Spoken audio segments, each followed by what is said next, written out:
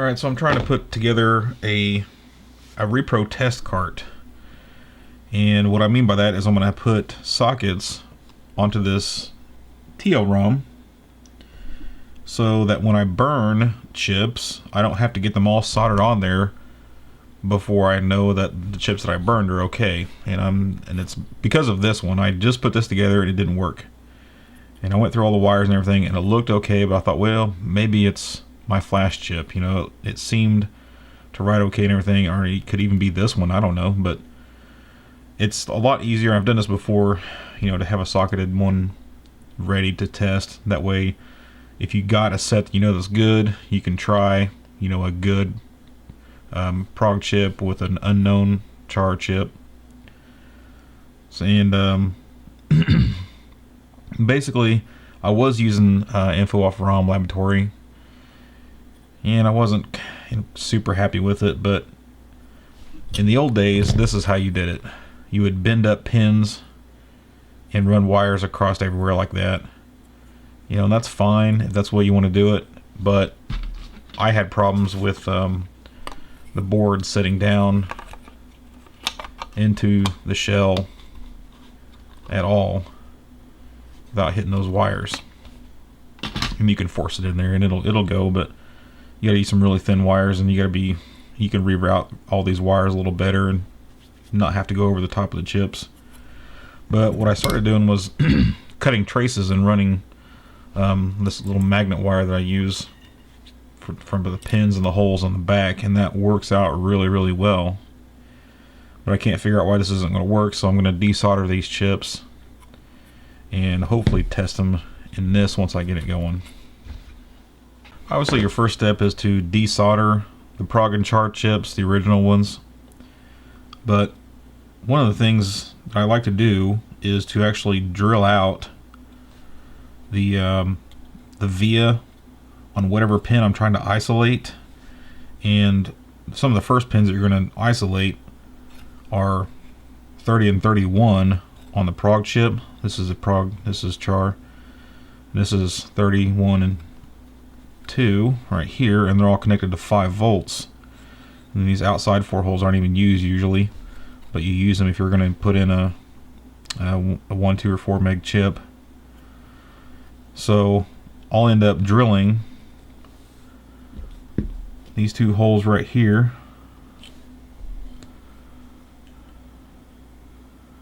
because they're all connected to 5 volts. And last time I did it, I used way too big of a drill bit, so I was going to try to figure out what about right size I need.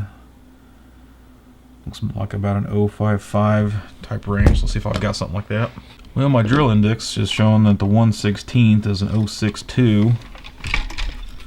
And when I put that over the hole, that looks like it'll probably work.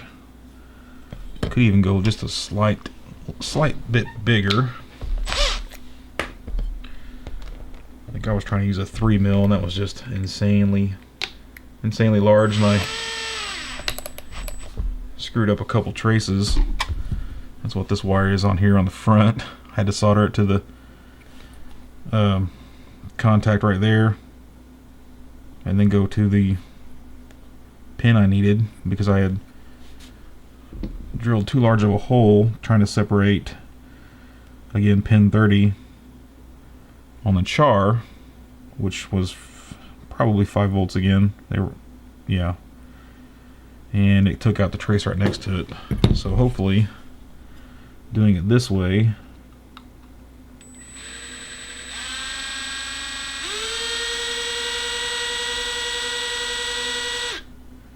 oh my, that is a dull drill bit.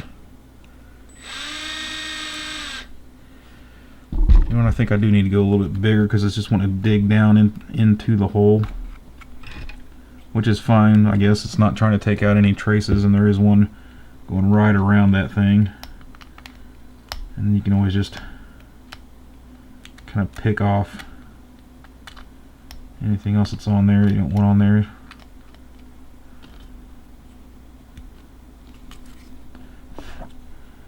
And now they are separated. I'll get you a close-up of that. Okay, so that's what they look like before I drill it. and that's after. Most of the trace is gone, and the via tops are also gone as well. Okay, so the new pins 1 and 2, which is over here, remember this is our prog, these two also need to have a trace cut.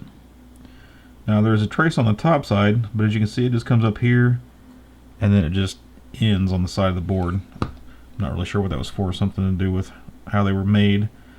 So we're actually going to have to go to the bottom, and I'm going to cut this trace, which leads to this via, which actually has solder mask on top of it, and I'll clean that off later to solder to. And this bottom one here, which goes to this via here, which actually does have solder on it, which is good because we'll be soldering to that. And I like to just go for somewhere where I can cut it or use a little drill bit, something to separate it. This is where lifting pin versus cutting traces comes in. Like obviously right here, that's a good place to go in there and cut that trace. Like what I just did right there is probably good enough. And on this one, I might go for right next to the hole for the chip, or right next to the via, because we got a trace right next to it along most of that. Then of course once you cut them, you want to be sure, so check for continuity and just make damn sure that it's actually cut. Okay, one more trace to cut on the prog chip, and that would be pin 24, I believe, and which will be 1, 2, 3, 4, 5, 6, 7, 8, and that one right there, where you can count 17, 18, 19, 20, 21, 22, 23, 24. And I'm going to separate that trace. That's why I do this before I get everything soldered down, because there is a couple traces to cut underneath.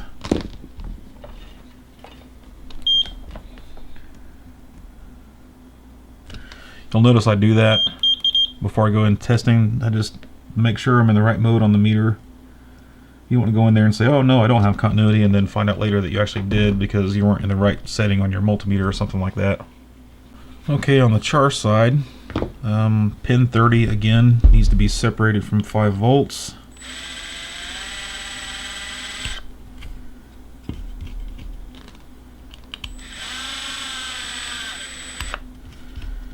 That's where I can use just a little bit larger bit. I'm going to go ahead and drill the bottom side too. Just trying to separate it out. I guess we could actually run a little bit smaller drill bit through there and actually kill the inside of that V as well. So you got real close to that trace. And that's what I screwed up last time. I had to solder to that contact out there. The finger, I should say.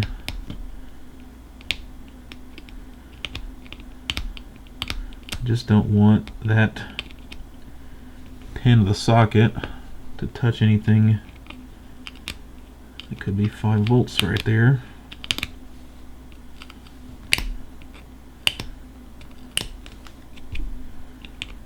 There, got rid of most of the gold on the top side.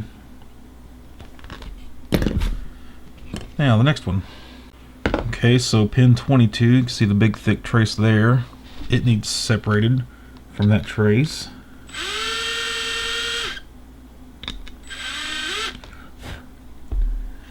And yeah, there's traces on each side of it you need to be careful of. You can go so far as to get the bottom one, but I don't like to get the bottom one if I don't have to, because that way you have something to solder the pin to on the bottom. But this is just ground, it's not 5 volts. A little less worrisome. And then 2 down from that is pin 24. And there's a trace that comes up to a soldered V right there.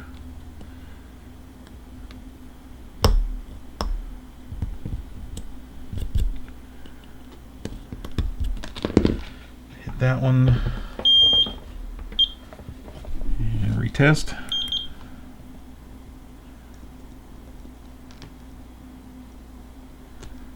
Good. Okay, now pins 1 and 2 here. Pin 1 actually comes up to this solder via. So we'll cut the trace up here.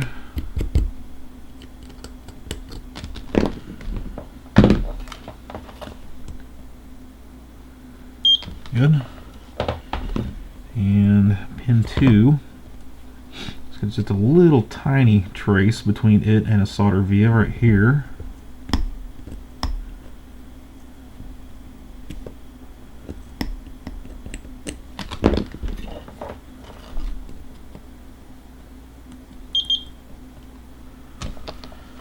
Excellent. Okay, the last one is hole 31. But unfortunately, this trace does not have a solder via. It just goes straight down to the finger. And depending on what size EEPROM or flash ROM you're going to put in there, pin 31 of the chip may or may not actually get used. The flash chip that I put on here, I just soldered it straight to 31 to keep it high, because that's what the truth table said for it to be read, is that whatever it is, was it write enable or chip enable, actually needs to be kept high for the chip to be read. So I'm putting in a socket, so I'd rather not do that. So what I might do is actually scratch off the solder mask and solder a wire to it. That way I can solder the pin of the socket down to that. Okay, sockets are soldered in. Okay, back to the prog, where pin 1, which would be here, went back up to the MMC3. Remember there was this via that had some solder mask on it? I need to scrape some of that off there so I can make contact to the MMC3 chip through that.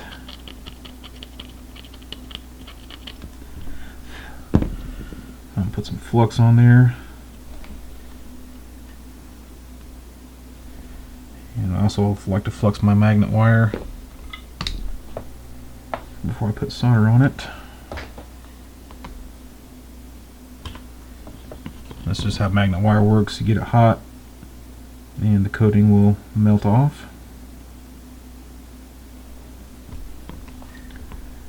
I can stick it down into the hole a little bit. Solder it down.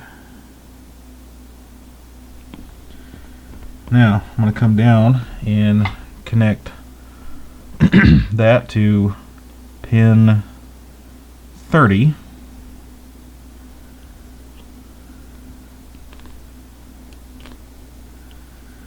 I usually like to go around the pin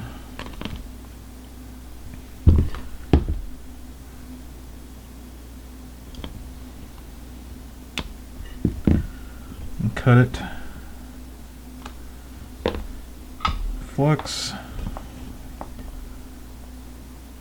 heat,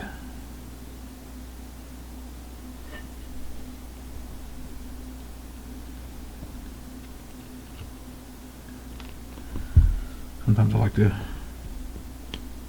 crimp it a little bit.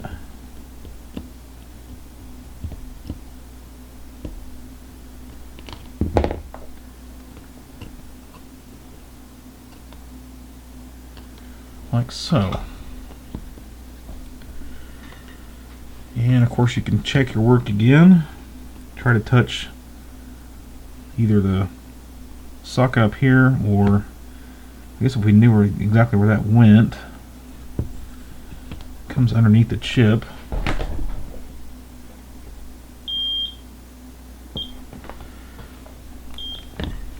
So we're looking for pin 30.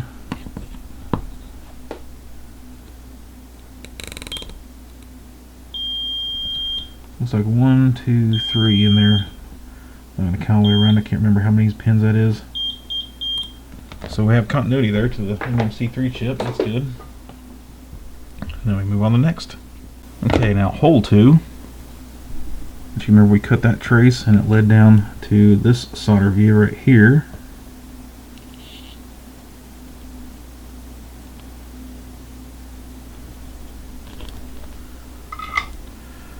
It's going to go to pin 31.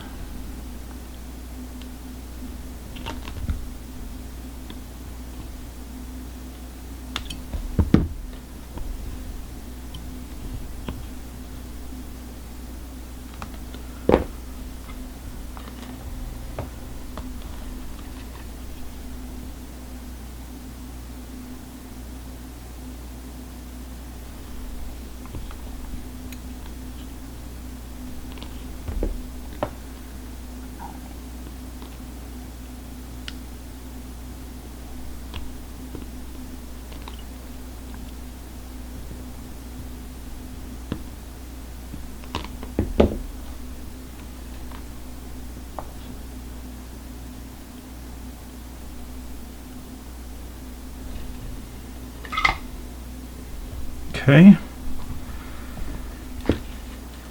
Okay, now we actually got pin 2 going to hole 24, which is the solder via almost exactly in the middle there.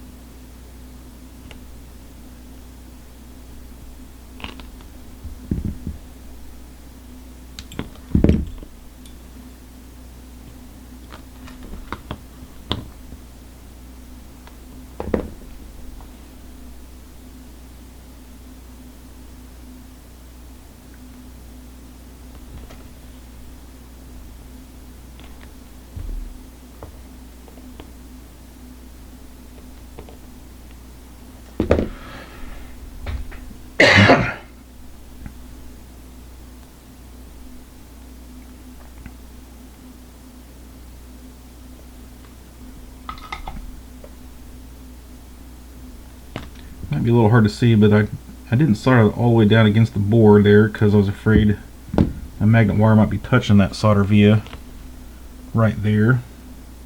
So since it's not all the way down against the board, it's not going to touch it, so it should be fine. Let's see. Now we need pin, let's see. Okay, the next one's a little bit confusing, but I'm taking pin 24, 17, 18, 19, 20, 21, 22, 23, 24, right here. And I'm going to take it to ground because the ROM that I'm trying to get to work was tested on a different cart, which is, it's still the same family. It's an MMC3, it's just a TS ROM.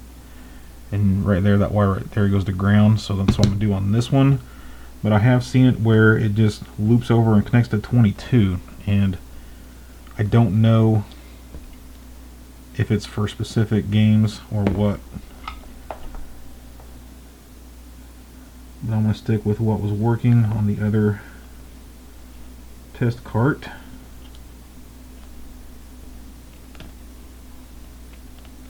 That one a little bit long.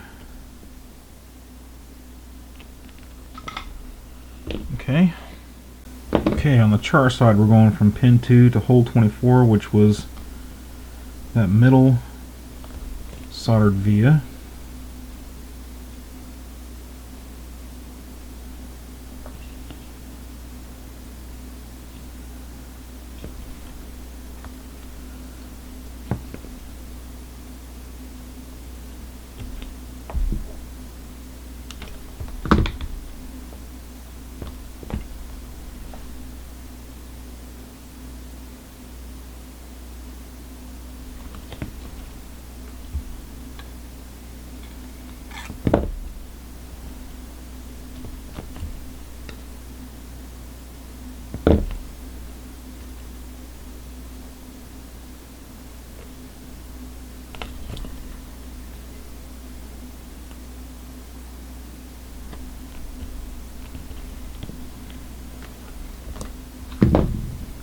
Okay, next it looks like we're going to go hole 2 to pin 24. 19, 20, 21, 22, 23, 24.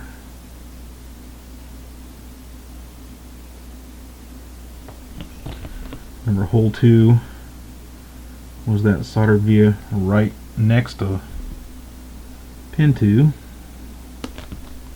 where we cut that little bitty piece of trace out.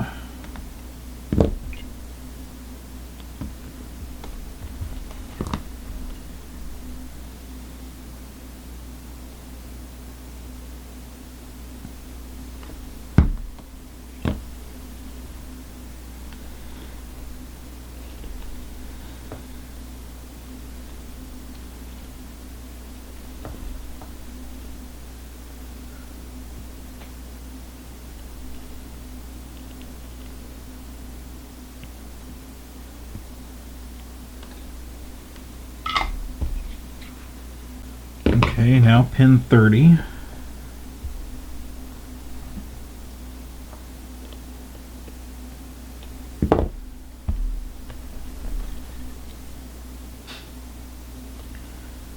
I'll go up to hole 1. Remember, that was that via that came through up closer to the MMC3 chip.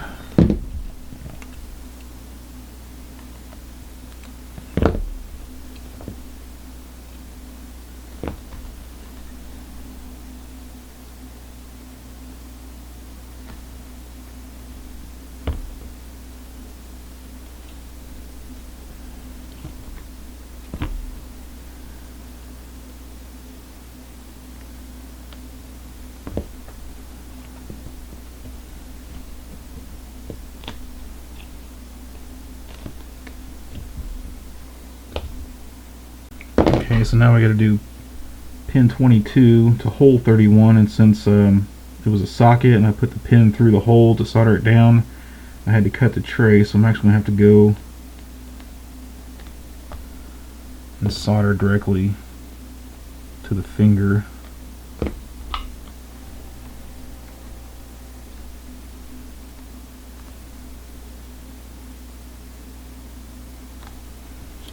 Luckily it looks like a very short run here.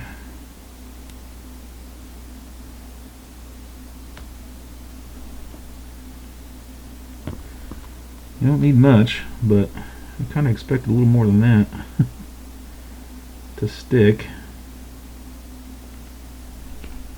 As long as you can pull on it, it don't come off, then you're good to go.